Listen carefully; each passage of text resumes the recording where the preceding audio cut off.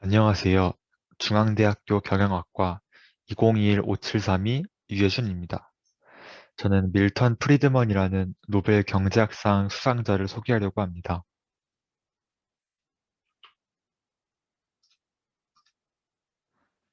밀턴 프리드먼이 살던 시대는 후기 자본주의를 경제체제로 선택했던 시기입니다. 수정자본주의, 케인즈주의라고도 불리는 후기 자본주의의 특징은 정부가 적극적으로 시장에 개입해 시장의 문제점을 해결한다는 것입니다. 정부는 공공사업을 통해 일거리를 만들고 공공사업을 통해 일자리를 얻은 노동자들이 돈을 벌게 되어 소비를 하고, 소비가 늘어나니 공급자들도 물건이 잘 팔려 이득을 얻게 되고, 정부는 이들에게서 세금을 걷어 다시 공공사업을 벌이는 선순환 구조를 만드는 방식이죠. 후기 자본주의의 학자들은 이 과정을 반복할 때 부는 재분배되고 빈부격차가 줄어들며 세상이 안정화된다고 주장했고, 프리드먼은 이러한 케인즈주의의 경제 이론이 줄을 이루는 상황에서 통화주의를 통해 이 케인즈주의를 비판했습니다.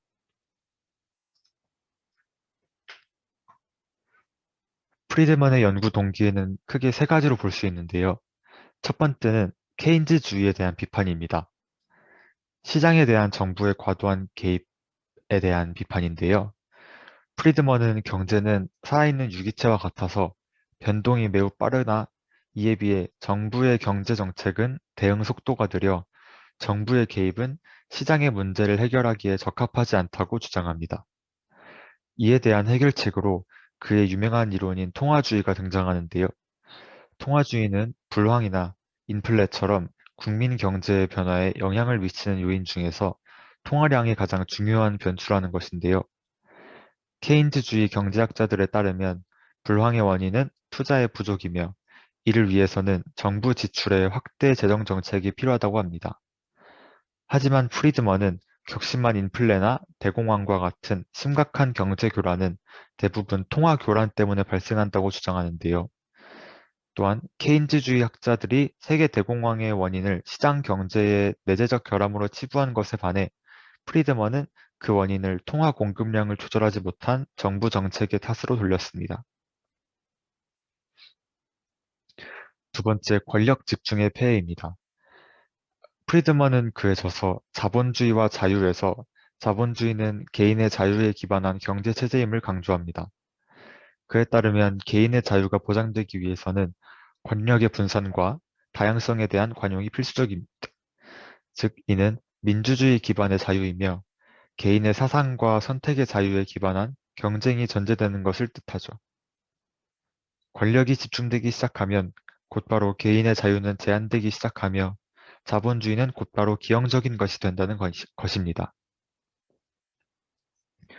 그는 정부는 우리로 하여금 자유를 누릴 수 있도록 해주는 수단이나 권력이 정치의 손에 집중되면 정부는 자유에 대한 위협으로 변하게 된다고 주장하였습니다.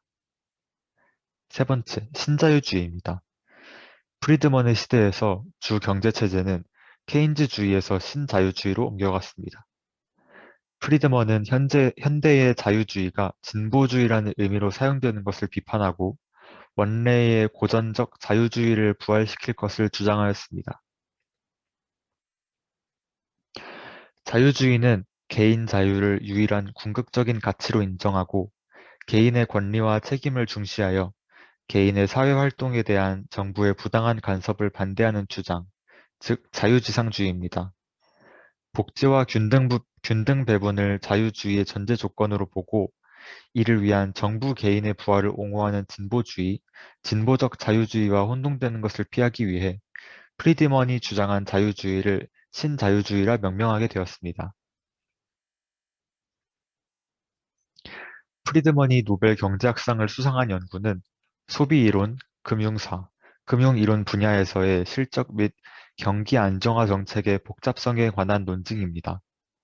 이뿐만 아니라 프리드먼이 노벨 경제학상을 받게 된 이유는 통화주의와 신자유주의에 있습니다.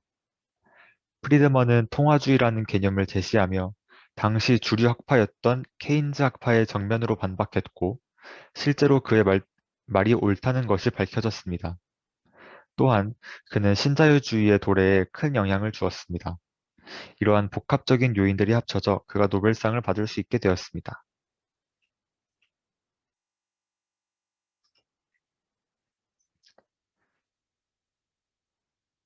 반대 의견이던 케인즈 학파마저 화폐가 중요하고 인플레가 심각한 문제라는 프리드먼의 주장을 인정하게 되었습니다.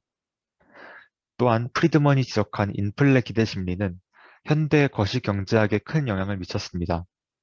인플레 기대 심리란 인플레의 변동을 예상하고 경제 주체들이 자신의 경제 행위를 스스로 조정하는 것을 말합니다.